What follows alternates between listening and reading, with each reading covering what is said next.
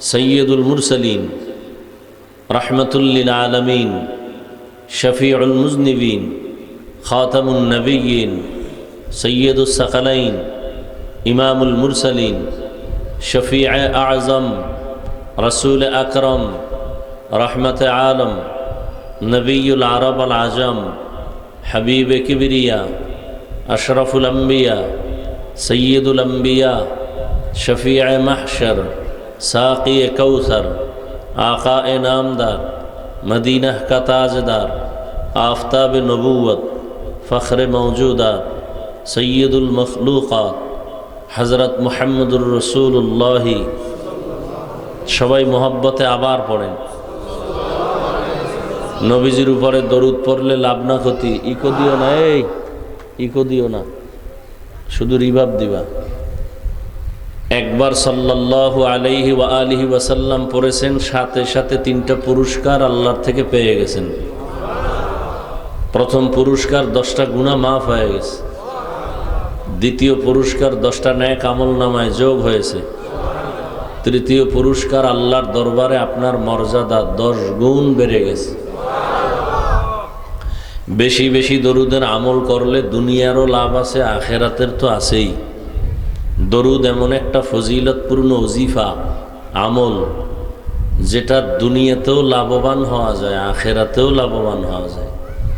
কমপক্ষে দৈনন্দিন 300 বার দরুদের আমল করা। কতবার? তবে পড়তে হবে পবিত্র অবস্থায় এবং নির্জনে একাগ্রতার সাথে। এই ধ্যানে পড়তে হবে যে আমি দরুদ পড়তেছি, ফেরেশতারা আমার দরুদের খবর রসুলের রওজা মুবারকে পৌঁছায় দিতেছেন। এই ধ্যানে যদি আপনি দরুদ পড়েন, হয়তো নির্জন টাইমে ফজরের পরে অথবা ঘুমের সময় বিছানায় বসে পবিত্র অবস্থায় তসবিহ হাতে নিয়া, সময় বেশি থাকলে নামাজের দরুদ, সময় কম থাকলে এই ছোট অংশের দরুদ আমরা যদি পড়তে পারি, লাগাতার প্রতিদিনের আমল বানায় নেওয়া যায় ইনশাআল্লাহ। এই দরুদের আমল করে যদি ডান কাতে ঘুমায় যান, চেহারাটা কেবলার দিকে ফিরায় রাখেন। আরে বাচ্চা বাচ্চা থামান না কেন, কারা এনে ডিস্টার্ব করে?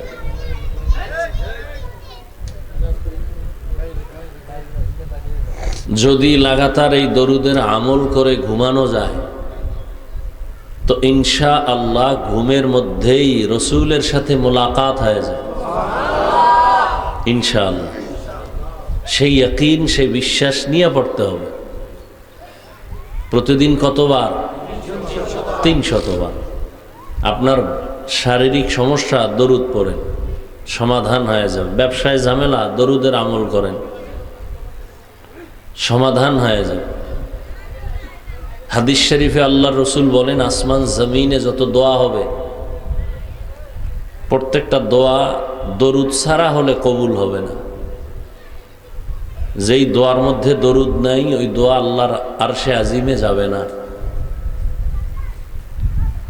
এজন্য মসজিদে ঢুকতে দোয়া আছে না নাই? দরুদ শরীফ ছাড়া যারা দোয়া পড়ছেন, আরশে আজিমে যাবে না। বের হইতেও দোয়া আছে, দরুদও থাকবে। দরুদ ছাড়া দোয়া কবুল হয় না। এজন্য রসুলের রওজা মোবারকে হাজী সাহেবরা যখন সালাম দিতে ঢুকেন, ওই দরজার উপরে আরবিতে লেখা আছে, বিসমিল্লাহি ওয়াসসালাতু ওয়াসসালামু আলা রাসূলিল্লাহ, আল্লাহুম্মা ইফতাহ লি আবওয়াবা রাহমাতিক। আবার বের হওয়ার সময় লেখা আছে, বিসমিল্লাহি ওয়াসসালাতু ওয়াসসালামু আলা রাসূলিল্লাহ, আল্লাহুম্মা ইন্নী আসআলুকা মিন ফাদলিক। আগে দরুদ না?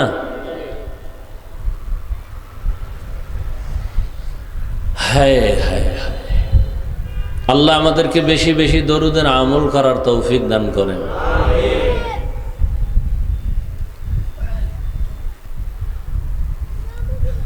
ঈসা আলাইহিস সালাম দুনিয়াতে আসছেন বাবা ছাড়া। ইমরান বনি ইসরাইলদের মধ্যে একজন ভালো মানুষের নাম। আল মানি পরিবার, আলে ইমরান মানি ইমরানের পরিবার। বনি ইসরায়েলদের মধ্যে একজন ভালো মানুষ ছিলেন, আবেদ ছিলেন ইমরান।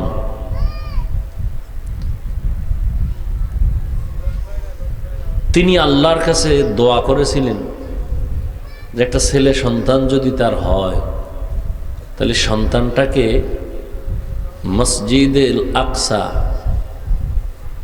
ফিলিস্তিনের মুসলমানের প্রথম কিবলা, ওই মসজিদের খাদেম হিসেবে বানায় দিবেন।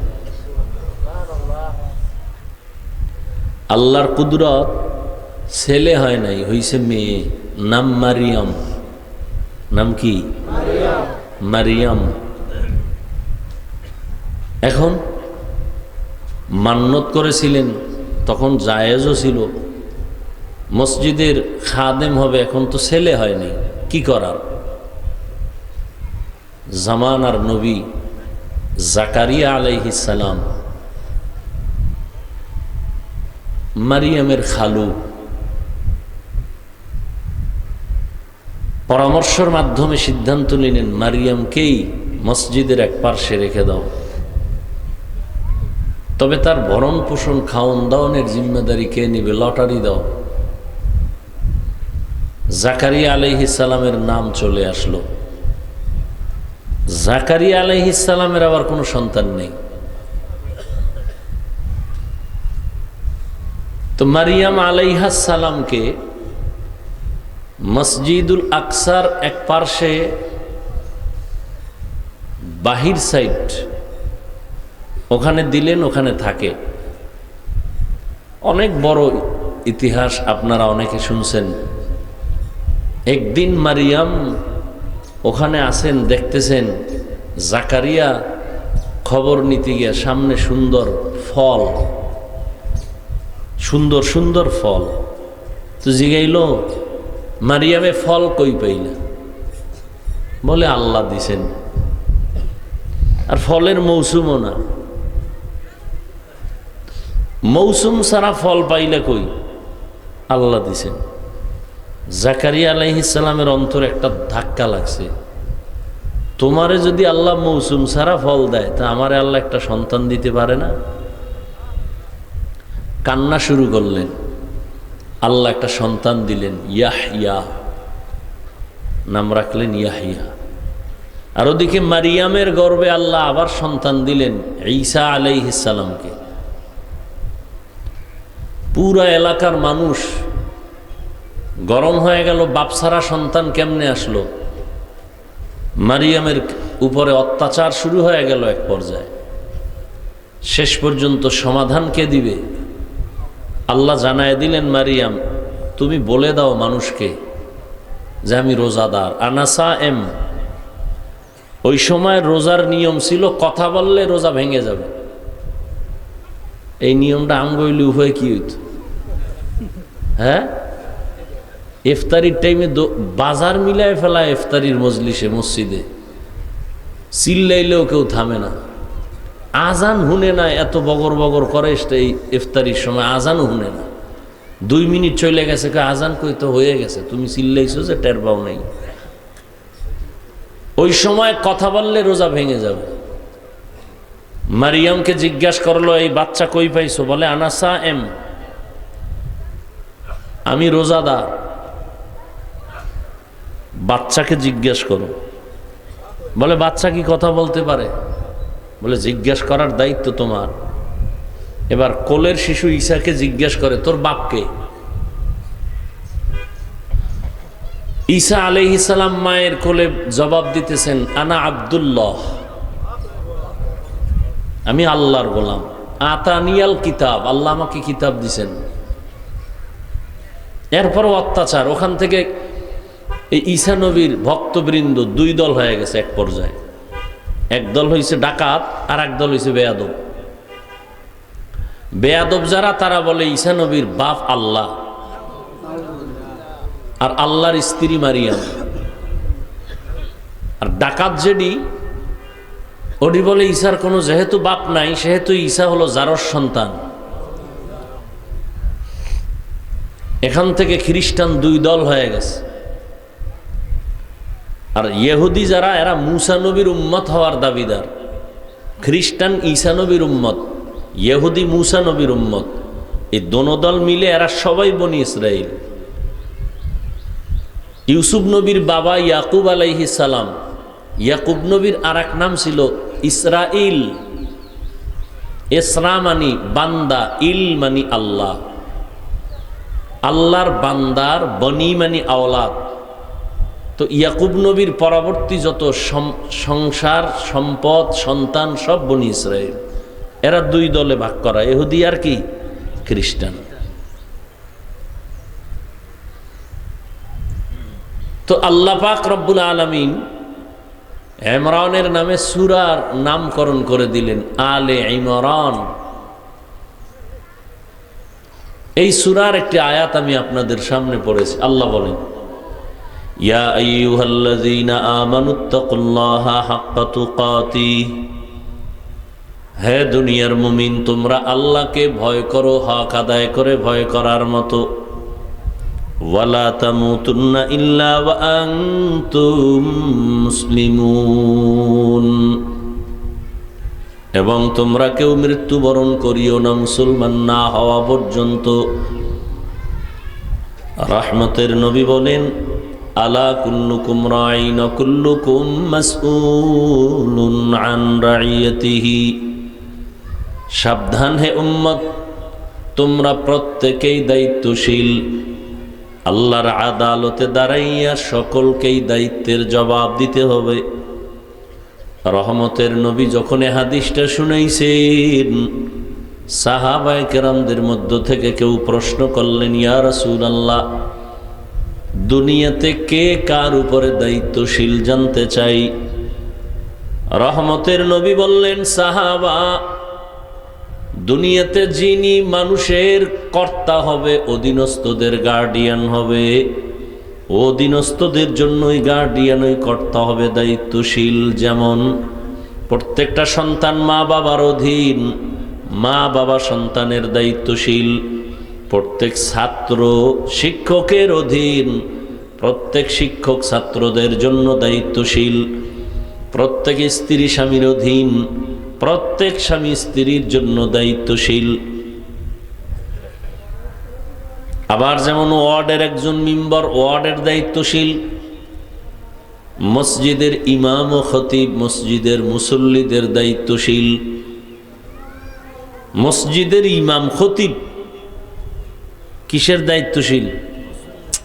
কথা বলেন না কেন? মুসল্লিদের দায়িত্বশীল। তাহলে কমিটি কেন? কমিটি হইল বিল্ডিং এর দায়িত্বশীল। মসজিদ কয়তলা বানাবে, সুন্দর করবে, রং লাগবে, পানি লাগবে, বাতি লাগবে, যা লাগবে এর দায়িত্ব কমিটির।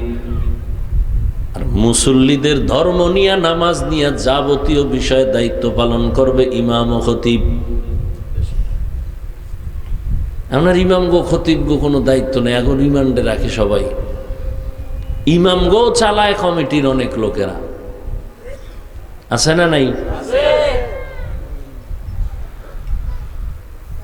সাহাবী আর একজন ডাক দিয়ে বলেন, ইয়া রাসূলুল্লাহ, আমার অধীনেও কেউ নাই, আমিও কারো অধীনে নাই। আমার মা নাই, বাবা নাই, সন্তান নাই, পরিবারের কেউ নাই, আমি একা, আমার কোনো দায়িত্ব আসেনি। রহমতের নবী বললেন, সাহাবী, আপনি আপনার অঙ্গ প্রত্যঙ্গের দায়িত্বশীল। আল্লাহ দুটো হাত দিয়েছেন, দুটো পা দিয়েছেন, দুটো চোখ দান করেছেন, এগুলোর জন্য আলাদা আলাদা ডিউটি আছে, এমনেই দেন নাই। কিয়ামতের ময়দানে আল্লাহর আদালতে আলাদা করে চোখের হিসাব দিতে হবে, কানের হিসাব দিতে হবে, জবানের হিসাব দিতে হবে।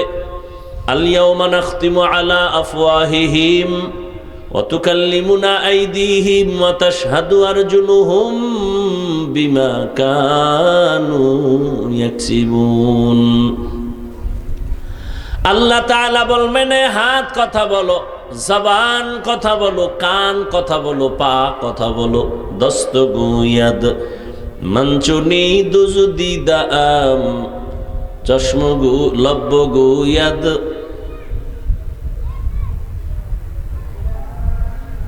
দস্ত গুয়াদ মঞ্চুনি দুজদিদা আম লব্ব গুয়াদ মঞ্চুনি বুসিদা আম চশম গুয়াদ চিদা আম গমজা হারাম গোশ গুয়াদ চিদা আম সমরুল কালাম।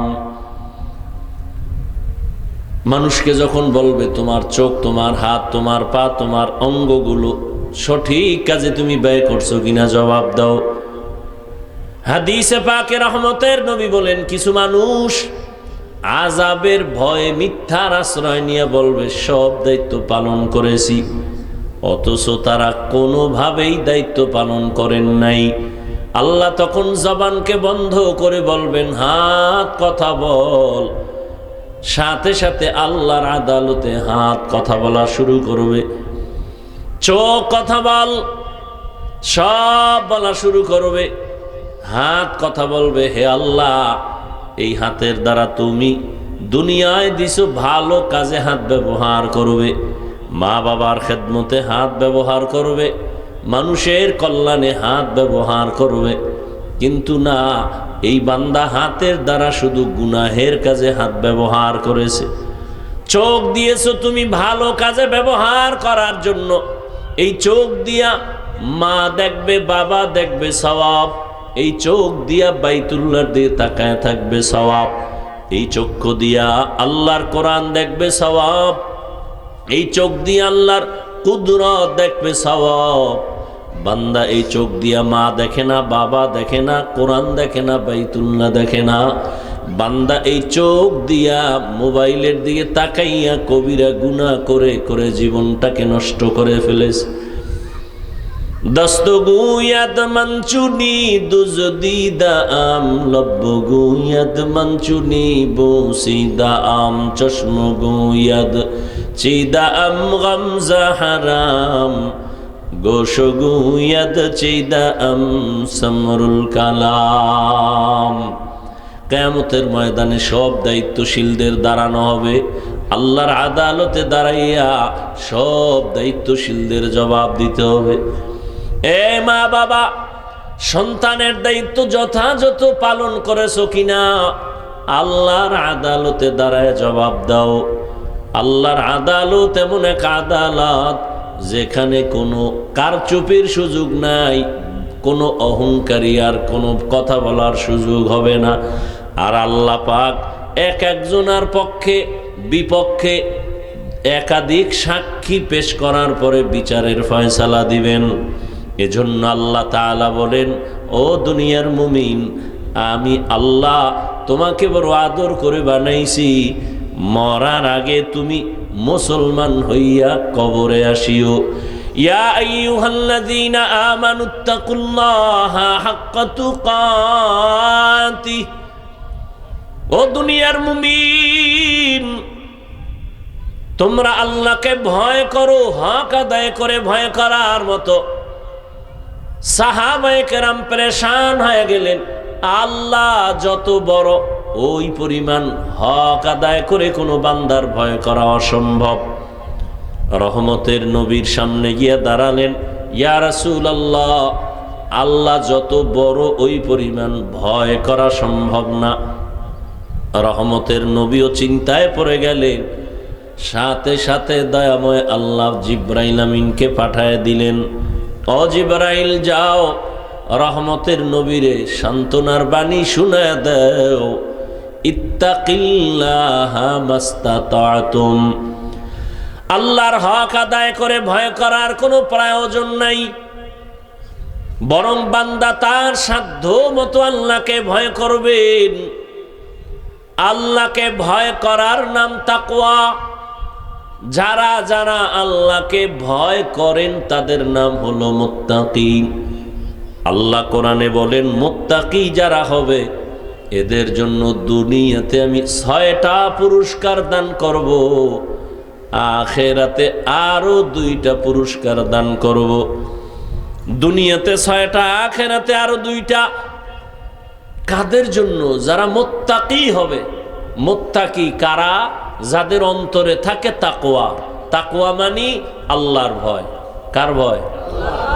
হর কে দারত खौफ हक़दार दिल मदाम जन्नतुल मअवा देहद ओरा मकाम जुज़्बा हक़ चीज़े मख़ाज़ इंसुजा फज़ले उ आमस्ते दर जुमला जहा। আল্লাহ তাআলার ভয়।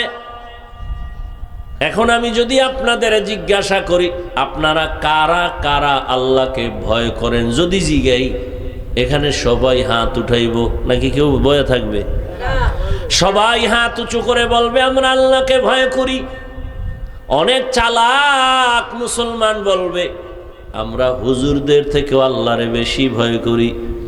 অথচ এমন আল্লাহর বান্দা আছেন নামাজের খবর নাই, পর্দার খবর নাই, হালাল হারামের ভেদাভেদ নাই, কামাই রুজির মধ্যে হালাল হারামের ভেদাভেদ নাই। অথচ জীবনে বান্দা যত ইবাদত করবে, ইবাদত কবুল হওয়ার জন্য 1 নাম্বার শর্ত হলো হালাল খানা লাগবে। হারাম খানার ইবাদত আল্লাহর আদালতে কবুল হবে না।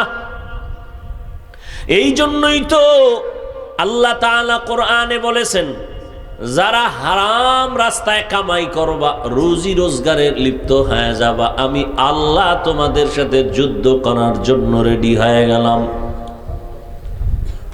হারাম খানার দ্বারা ওই সংসারে কোনোদিন বরকত হয় না।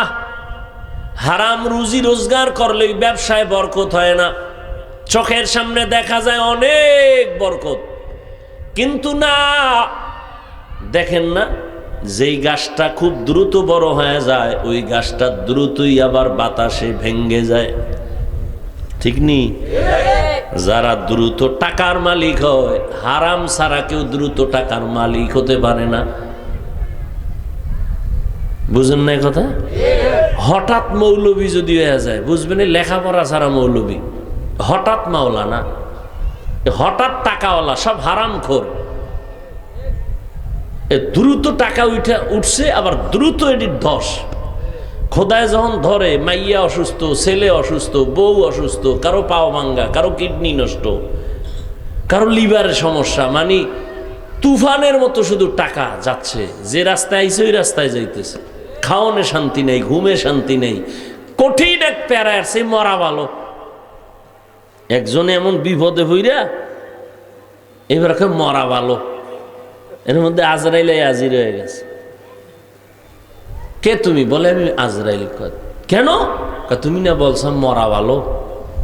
কারণ আমি তো তোমারে ডাকি নাই, মনের একটা ঝালের জন্য, কষ্টের জন্য বলেছি। আমি এত তাড়াতাড়ি মরবো, আরো কত আকাম বাকি রয়েছে। জিন্দেগি মে বন্দেগি তু করনা হে, जिंदगी में बंदगी तू करना है, जिंदगी बे बंदगी शर्मिंदा है, जिंदगी बे बंदगी शर्मिंदा है।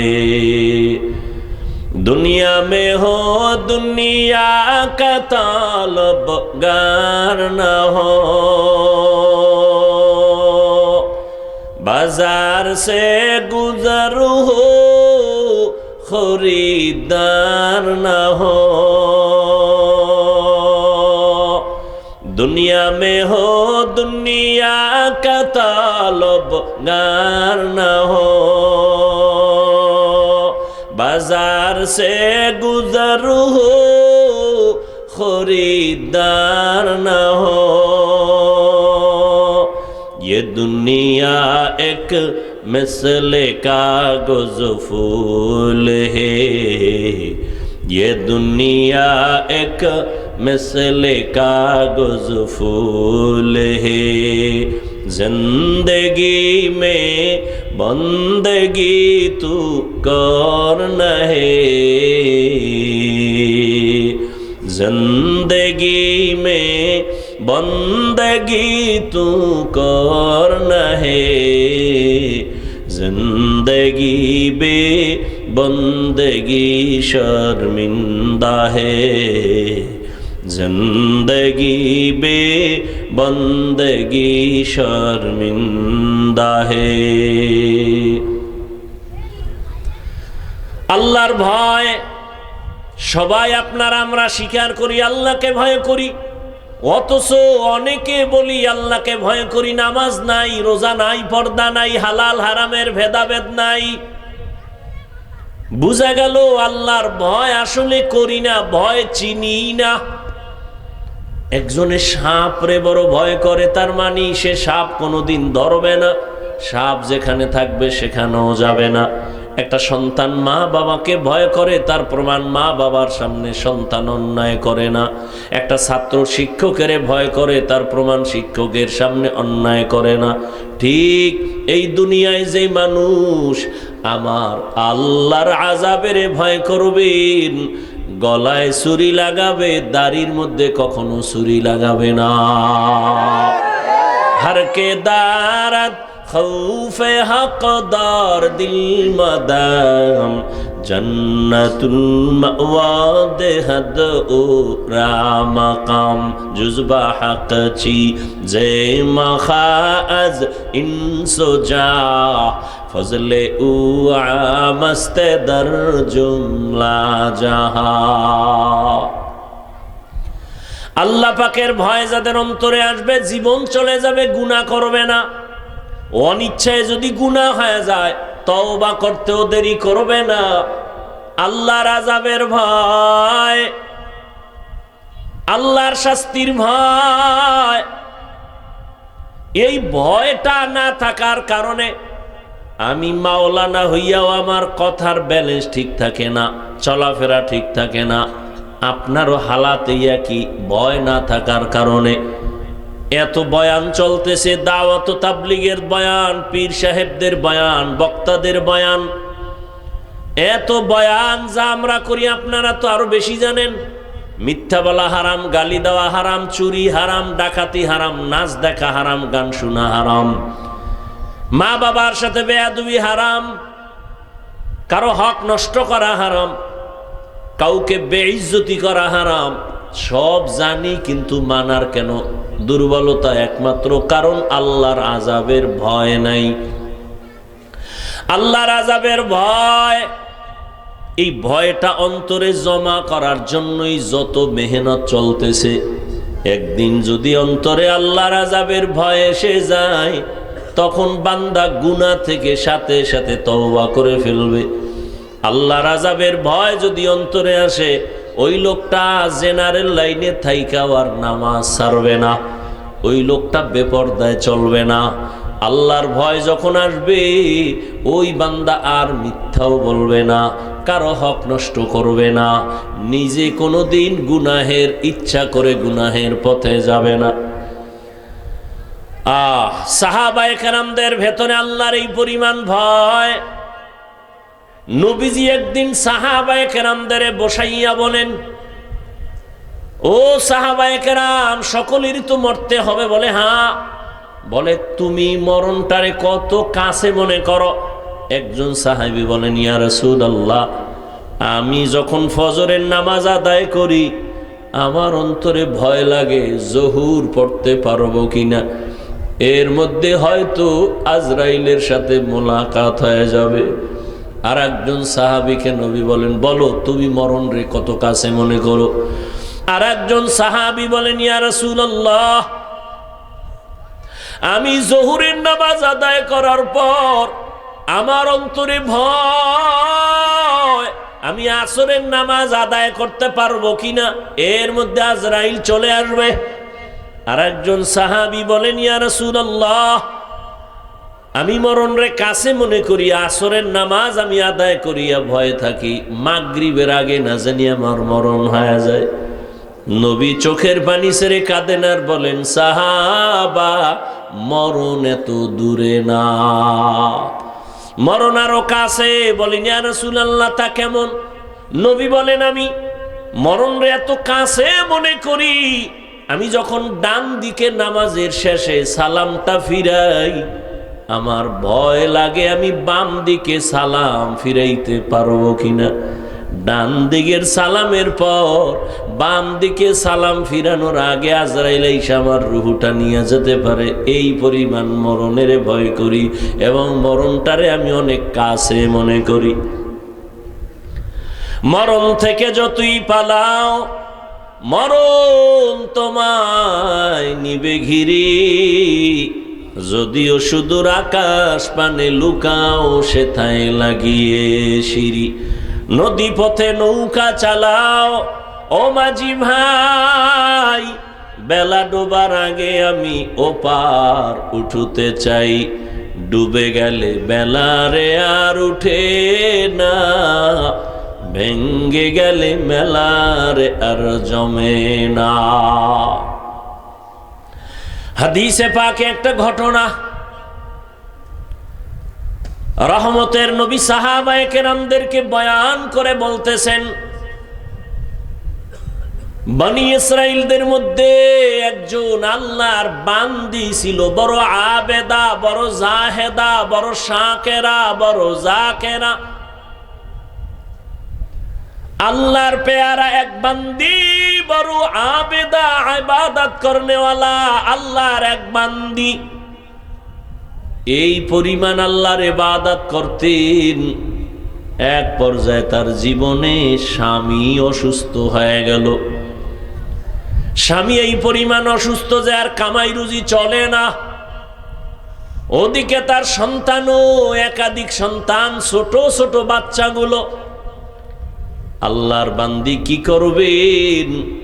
আল্লাহর দরবারে দোয়া করে, নামাজ পড়ে দোয়া করে, হে আল্লাহ তুমি বরকতের রিজিক দাও, সন্তানের জন্য আমার কোথাও যেন লজ্জা পেতে না হয়। স্বামীর কামাই করা টাকা সম্পদ জমা করা কিছুদিন পর্যন্ত এগুলো ব্যবহার করলো, সন্তানের পেছনে নিজে ভোগ করলো। স্বামী বেচারা অসুস্থ হয়ে গেল। এক পর্যায়ে স্বামী দুনিয়ার থেকে চলে গেল। আল্লাহর বান্দি এখন একা, আর সন্তান ছাড়া আর কেউ তার নাই। আল্লাহর বান্দি এখন কোথায় যাবে? স্বামীর রেখে যাওয়া সম্পদ এগুলো দিন দিন শেষ হয়ে যাচ্ছে। এমন একটা হালাত চলে আসছে, এখন আর অবশিষ্ট কোনো সম্পদ নাই। আল্লাহর বান্দি পেরেশান হয়ে গেল। এরে পর্দার আড়ালের আম্মা জান, নারীদের জন্য জান্নাতে যাওয়া বড় সহজ, অথচ নবী মেরাজের রাত্রে জান্নাত আর জাহান্নাম দেখে আয়েশা মা খাদিজাকে বলেন, আমি মহিলাদেরকে জাহান্নামে বেশি দেখেছি। নারীদের জান্নাতে যাওয়া অনেক সহজ, পুরুষের জন্য অনেক কষ্ট। পুরুষেরা দিন নাই রাত নাই, এক তো সংসার চালানোর জন্য মেহনত, সন্তান দেখা লাগে, স্ত্রীর হক আদায়, আবার কাজ করা লাগে রৌদ্রে ভরিয়া, আবার মসজিদে যাইয়া নামাজ আদায় করা লাগে। শহীদি মরণ হতে হলে জিহাদের ময়দানে যাওয়া লাগে, ঈদের নামাজে দৌড়ান লাগে, জুমার নামাজে দৌড়াতে হয়। আল্লাহর নবী কয়, একজন নারী এত শান্তির জিন্দেগি আল্লাহ তাকে দান করেছেন, জুমার নামাজে না গিয়া, ঈদের নামাজে না গিয়া, জিহাদের ময়দানেও না গিয়া, একজন আল্লাহর বান্দি ঘরের মধ্যে থাইকা সন্তানগুলো যদি লালন পালন করে মানুষ বানায়, স্বামীর খেদমত করে আর মালগুলো হেফাজত করে, স্বামীর মাল খেয়ানত করে না, আল্লাহর কাছে নামাজ পড়ে পড়ে দোয়া করবে, হে আল্লাহ আমার স্বামীর হায়াত বাড়াও, কামাই রুজিতে বরকত বাড়াও। অনেক আল্লাহর বান্দি মনে করে স্বামী একা কামাই করলে আমরা আগাইতে পারবো না, আমিও নাইমা যাই মাঠে ময়দানে, কিন্তু কি লাভ? এর দ্বারা বরকত নাই। বরং স্বামী অল্প টাকা কামাই করবে, এর মধ্যে স্ত্রী নামাজ পড়ে দোয়া করবে, অনেক বরকত হবে। আল্লাহ এত পরিমাণ বরকত দান করেন, ও নারী, মসজিদে গিয়া পুরুষ যেই পরিমাণ সওয়াব, ঈদগায় গিয়া পুরুষেরা যেই পরিমাণ সওয়াব, আম্মা জানেরা ঘরের মধ্যে নামাজ পড়লে পুরুষের সমান সওয়াব আল্লাহ দান করবেন। আতিনা ফি দারে দুনিয়া না হাসান, আতিনা ফি দারে উকবা না হাসান, ইয়া গিয়াসাল মুস্তাগীসিন ইহদিনা লাফতিখারা বিল উলুমি ওয়াল গিনা। হর গোরি দে নেকো তু তৈয়ার হে, जो न मांगे उससे तू बेजार है। আল্লাহর বান্দি স্বামীর রেখে যাওয়া সম্পদও শেষ হয়ে গেল, ওদিকে তার সন্তান ছোট ছোট বাচ্চা, মা দিকে আবার ইবাদত করনেওয়ালা নারী, বেপরদা নারী না, তার চেহারার মধ্যে বেগানার কোনো নজর নাই। একটা নারীর জন্য জীবনের সফলতা বেগানার থেকে নিজেকে হেফাজত রাখবেন। ওই আল্লাহর বান্দি পেরেশান হয়ে গেল। একদিন দুদিন তিন দিন আর কত কষ্ট সহ্য করা যায়, ওদিকে সন্তানগুলোর হালাত বড় দুর্বল। একদিনের খানা এখন ভাগ ভাগ করে এক সপ্তাহ খাওয়ায়, কিন্তু বাচ্চাদের পেটের ক্ষুধা নিবারণ হয় না। মা না খাইয়া সন্তানের খানার জন্য বেকারার হয়ে যায়। একেই তো মা বলে। মা তো এমন জিনিস, মা রাতের বেলা ঘুমায় না সন্তানের আরামের দিকে তাকাইয়া। এমন মা দুনিয়াতে দ্বিতীয় আর একজন কোনো ব্যক্তিকে পাওয়া যাবে না। একটা মায়ের কি পরিমাণ চোখের পানি সন্তানের পেছনে, একটা মায়ের কি পরিমাণ দোয়া আর কষ্ট আর মেহনত একটা সন্তানের পেছনে। সন্তান যদি বুঝতো, চামড়া খুইলা জুতা বানায় দিত মায়ের জন্য। জীবনের মূল কষ্ট মায়ের, প্রসব বেদনা, সাত আসমান সাত জমিন তখন মায়েরই মাথায়। জীবনের মূল কষ্ট মায়ের, প্রসব বেদনা, সাত আসমান সাত জমিন তখন মায়েরই মাথায়। আমার সুন্দর মুখ দেখে মা, আমার সুন্দর মুখ দেখে মায়ের ব্যথা যায় দেয় হাসাইয়া। ও আমার প্রাণের মা, মাগো মা, কোথায় গেলে মোরে ছাড়িয়া? জনম দুঃখী ইয়াতীম আমি, চাই না কেহ ফিরিয়া। আমি যখন ছিলাম আমি মায়েরই উদরে, চলাফেরা করলেন যে মায় কত কষ্ট করে। আমি যখন ছিলাম আমার মায়েরই উদরে,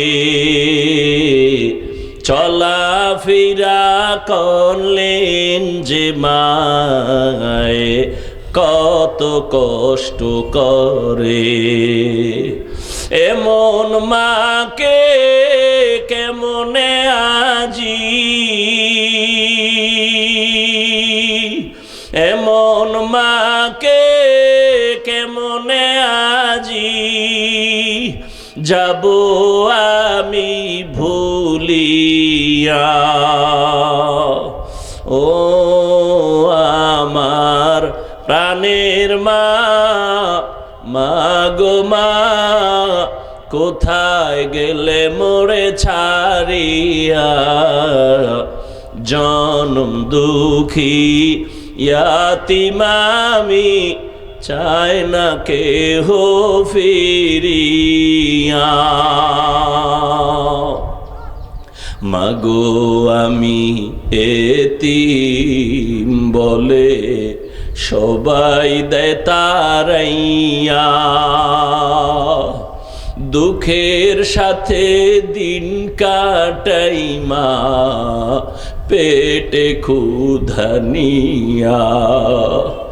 মাগো আমি এতিম বলে সবাই দেয় তারাইয়া, দুঃখের সাথে দিন কাটাই মা, পেটে ক্ষুধা নিয়া।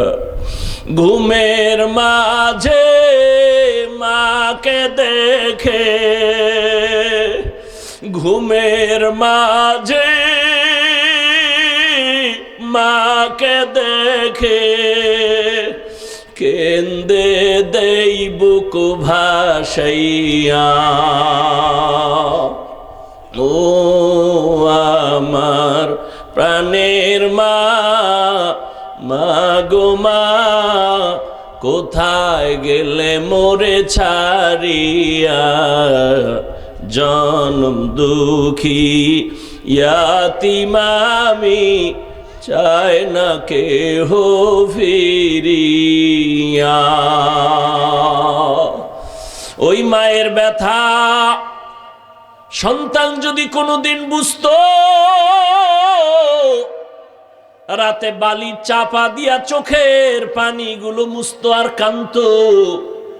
আম্মাজান আয়েশা একদিন আমার নবীকে জিজ্ঞাসা করলেন, ইয়া রাসূলুল্লাহ, মাঝে মাঝে দেখি আপনি আমার হুজরায় বসে বসে কান্না করেন, কারণ কি?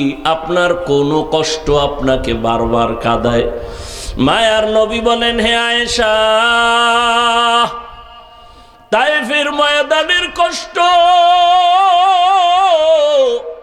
আমাকে বারবার চোখের পানি ফালায় আর কাঁদায়, কারণ আমি তায়েফের ময়দানে কালেমার দাওয়াত দিতে যখন যাই, ওই কাফেরেরা ছোট ছোট বাচ্চাকে আমার পেছনে লেলিয়ে দিল পাথর মারার জন্য। বাচ্চাগুলো আমার গায়ে বৃষ্টির মতো পাথর মারতেছে, আর রক্ত পড়ে পড়ে আমার জুতা আটকায় গেছে।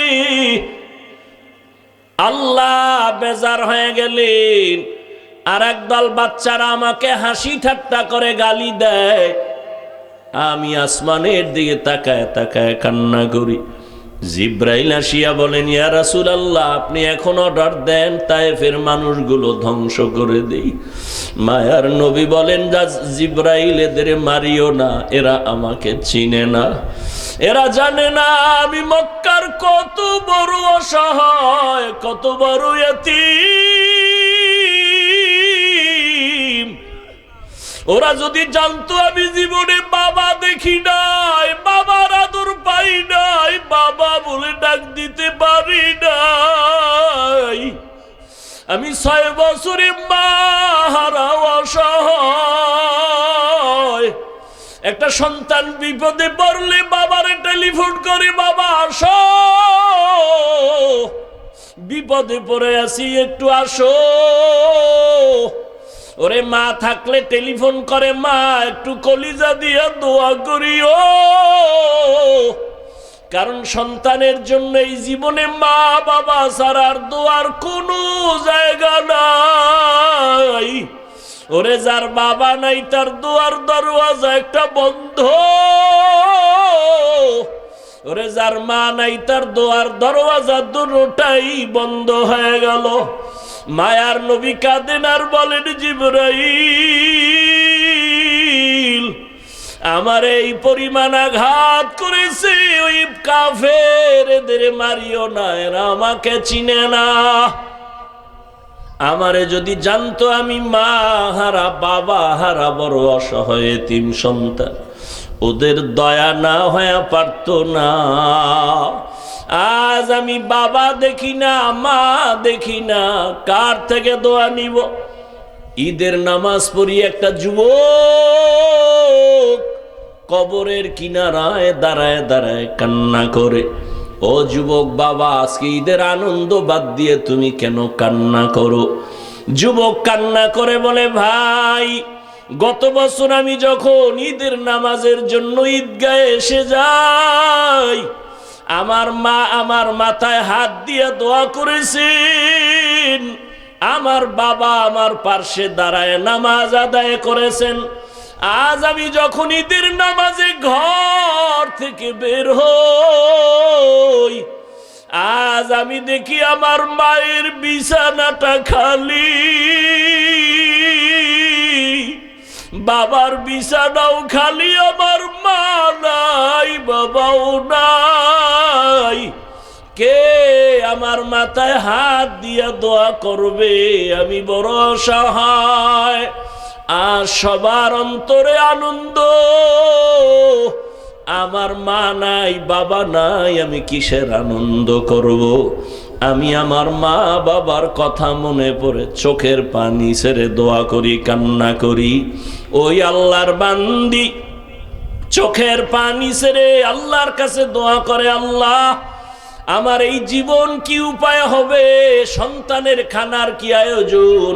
আল্লাহর বান্দি এক পর্যায়ে নিরুপায় হইয়া সিদ্ধান্ত নিল, সন্তানের কষ্ট দেওয়া যাবে না।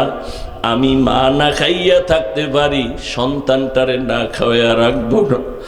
মা পাগলের মতো হইয়া এক পর্যায়ে সিদ্ধান্ত নিল, তার বাড়ির থেকে দূরের একটা এলাকায় একটা অসভ্য গুনাহগার, জেনা করনেওয়ালা, দুনিয়ার পাপী, কিন্তু ওর টাকা আছে অনেক, মানুষের টাকা দেয় হারাম সুদের উপরে।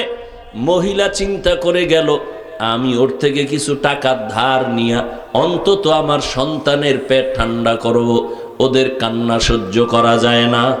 আল্লাহর বান্দি যখন চলে গেল ওই দুনিয়ার জিনাকার পুরুষের কাছে, টাকাওয়ালার কাছে, মহিলাকে দেখে বলে, কেন আসছো তুমি? বলে, ভাই আমি আপনাকে জানি শুনি কিন্তু কাছে আসি নাই, আজকে আমি নিরুপায় হয়ে আসছি আপনার সামনে। আমার সন্তানগুলো পাগলের মতো না খাইয়া উপবাস, একদিন দুদিন মা আমি সহ্য করতে পারি না, আমাকে কিছু টাকা যদি ধার দিতা, আমি কষ্ট করে কাজ করে করে টাকার ঋণ পরিশোধ করতাম। আমার সন্তানের কান্না আমি মা সহ্য করতে পারি না। ওই জিনাকার বেঈমান বলে, টাকা ধার দেওয়া যাবে না, তবে তোমাকে এমনি দিব, তবে শর্ত হলো তুমি আজকে রাত আমাকে তোমার দেহটা দিয়ে দিবা, তুমি আমার সাথে একটা রাত কাটাইবা, তোমাকে আমি একটা টাকার বড় অংশ ফিরি দিয়ে দিব, দেওয়া লাগবে না। মহিলা তো আল্লাহর পেয়ারা বান্দি, ইবাদত করনেওয়ালা বান্দি, চিন্তায় পড়ে গেল, এখন আমি কি করি? একটা রাত ওকে দিয়া এই গুনায় লিপ্ত হয়ে আমি টাকা নিব, এটা কেমনে সম্ভব? কিন্তু বাচ্চাদের কান্না, সন্তানের কষ্ট সহ্য করতে পারি না। আল্লাহর বান্দি দীর্ঘ টাইম ভাবার পরে হঠাৎ করে তার দিল থেকেই জবাব চলে আসলো, ঠিক আছে তুমি আমাকে একটা রাত্র চাইছো,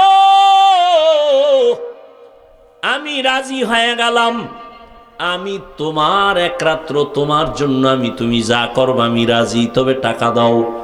আমার বাচ্চাদের কান্না আমি বরদাস্ত করতে পারবো না।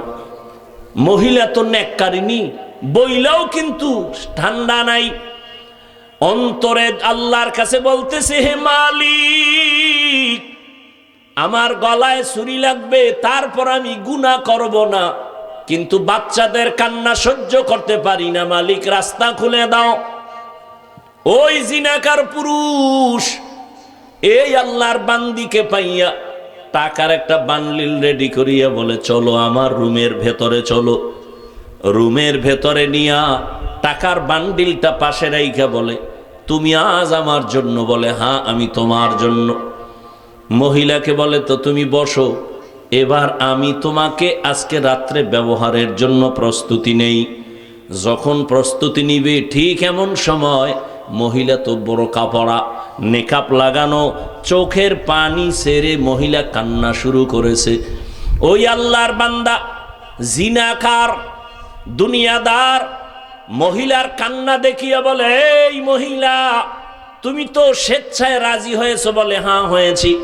তাহলে কেন কাঁদো? আমি তো এখনো তোমার শরীর টাচ করি নাই। বলে না, করো নাই। তাহলে কেন কান্না করো? এবার ওই মহিলা কান্না করে আর বলে, ভাই, আজকে আমার সন্তানের দিকে তাকাই আমি নিরুপায়, কিন্তু আমার দুঃখ, আমার দুনিয়াতে আসার থেকে আজ পর্যন্ত আমার শরীরে কোনো বেগানের স্পর্শ লাগাই নেই, কোনো দিন আমার শরীর কেউ টাচ করে নাই। আজ আমার উপায় কি হবে? আমি আল্লাহর আদালতে কেমনে দাঁড়াবো? তুমি দরওয়াজা জানালা বন্ধ করে দিয়েছো, কিন্তু আমার আল্লাহর দেখার দরজা তো বন্ধ করতে পারো নাই। মহিলার কথা কেমন যেন সুয়ের মতো ওই জিনাকারের কলিজার মধ্যে আঘাত করেছে, এমন ভাবে আঘাত, মহিলার কান্না দেখে বলে, রে ও আল্লাহর বান্দি, জীবনে তুমি কোনোদিন কোনো পুরুষের স্পর্শ নাও নাই, এমতো অবস্থায় তুমি যদি এই পরিমাণ কাঁদো আল্লাহর আযাবের ভয়, তাহলে আমি তো কত বড় বেঈমান, জীবনে কত গুনাহ করেছি, কত নারীর শরীরে স্পর্শ করেছি, তাহলে তো আমার আরো বেশি গলায় রশি লাগায় কান্না করা উচিত। আল্লাহর বান্দা, এলাকার সবাই জানে বড় খারাপ মানুষ। ওই মহিলার কান্নায় ওই জিনাকারের অন্তরের মধ্যে কেমন যেন আগুন লাগায় দিল। আল্লাহর বান্দা এবার ডাক দিয়ে কয়, যাও, তোমার শরীর আমি স্পর্শ করব না, টাকা নিয়ে যাও, আমার টাকাও ফেরত দেওয়া লাগবে না, তুমি তোমার সন্তানের নিয়ে খানা দানার ব্যবস্থা করো, আর আমার জন্য দোয়া করিও, আমিও জানো এই গুনাহ থেকে বেঁচে যাইতে পারি। আল্লাহর বান্দি শুকর আদায় করে 2 রাকাত নামাজ পড়ে দোয়া করলেন, হে আল্লাহ, তোমার এই জাহান্নামের আসামিকে হেদায়েতের দৌলত দিয়ে দাও। আল্লাহর বান্দার জন্য এমন দোয়া করলেন, মাত্র 2-1 দিনের মধ্যে খবর হয়ে গেল ওই জিনাকার জাহান্নামীটা মরে গেছে। ওই সময়ের একটা নিয়ম ছিল, কোন দুনিয়াদার মানুষ ভালো হোক কা খারাপ হোক, মরিয়া গেলে কে যেন তার বাড়ির গেইটে লিখে রাখতো লোকটা ভালো ছিল। যদি গুনাহগার হইয়া মারা যায়, বাড়ির মধ্যে দরজার গেটে লেখা থাকতো লোকটা বড় খারাপ। কে লেখতো জানা নাই। হাদিসের ঘটনা, রহমতের নবী বলেন, সাহাবায়ে কেরাম যখন ওই লোকটা মরে গেল, মহিলা তো তার বাড়ি চলে গেছে, এলাকার মানুষ খবর পাইয়া খুশি, এত বড় এক জাহান্নামী মরে গেল। দেখার জন্য সবাই বাড়ির গেইটে কি লেখা আসে দেখি, সবাই ঘুরিয়া ঘুরিয়া হাজারো মানুষ জমা হয়ে গেছে, তার বাড়ির গেইটে কি লেখা আছে দেখবে। হাদিসের বারাত নবী বলেন, সাহাবারা ওই বেঈমান মারা যাওয়ার পরে তার বাড়ির গেইটে লেখা আসলো আরবিতে, কদ গফারাল্লাহু লাহ লিল কিফল, কিফলি নামের বান্দা তার নাম।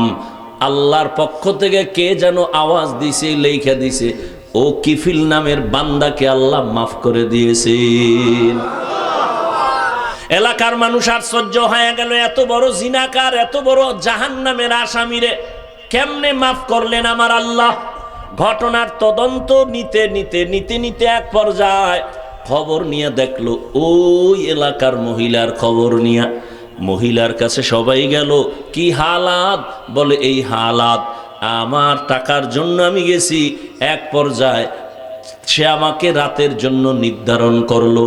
সব ঘটনা খুলিয়া বলার পর এবার সবাই শান্ত হয়ে গেল। আল্লাহ পাক রব্বুল আলামিনের ভয় যার অন্তরে চলে আসবে সে মুহূর্তে তওবা করে আল্লাহর খাস ওলি হয়ে যাবেন।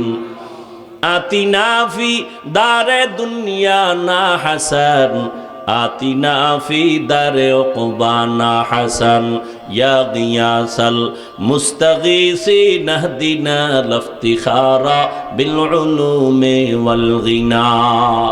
আল্লাহ তাআলা তওবার দরজা দিয়ে ডাকে, রে গোলাম আসো।